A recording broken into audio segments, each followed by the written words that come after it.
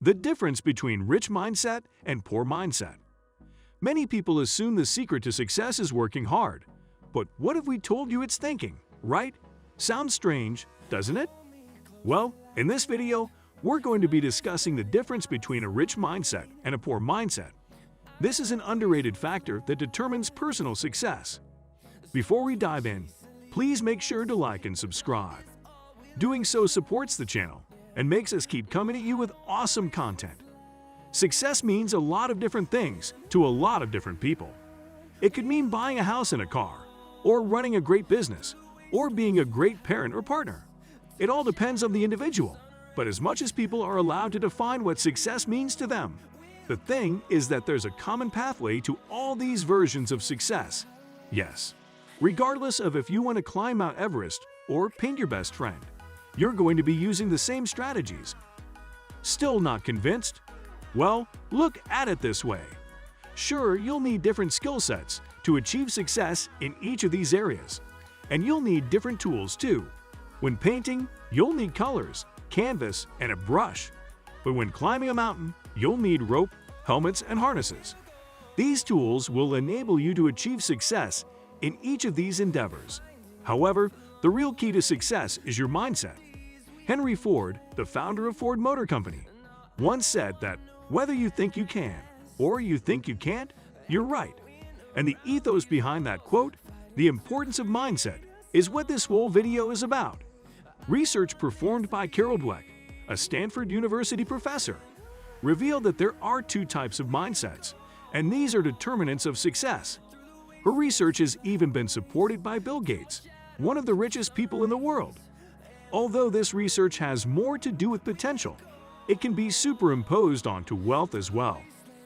After all, poor people are held back by their limiting beliefs, while rich people are propelled by their mutability and open-mindedness.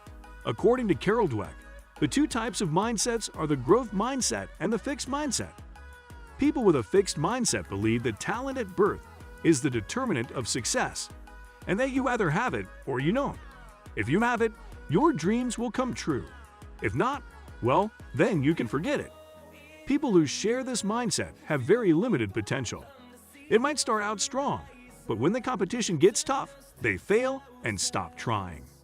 The growth mindset is basically the opposite of the fixed mindset. People who think this way believe that effort, not talent, is the determinant of success. They might not be born with an affinity or X factor, but by putting in the work, they can surpass those who have and have longer-lasting success. So how do these two things apply to wealth? Well, it's all about limiting beliefs. People with a fixed mindset have limiting beliefs about wealth. People with a growth mindset do not.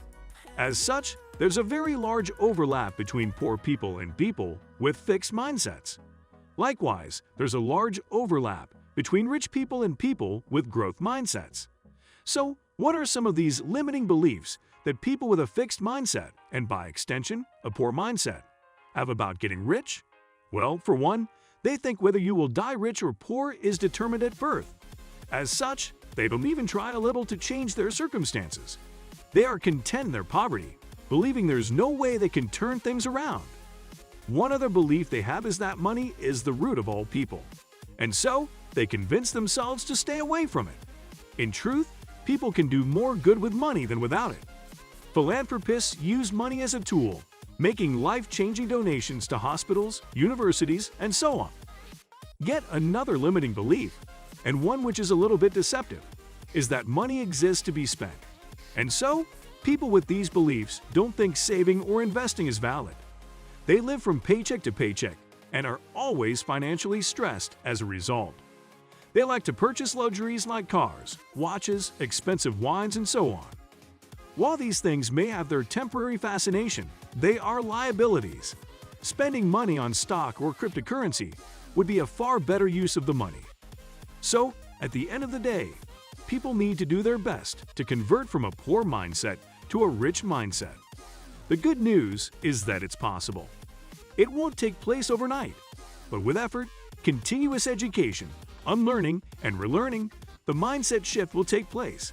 At the end of the day, mindset is an underrated determinant of wealth. More than all the external stuff, It determines who makes it and who fails.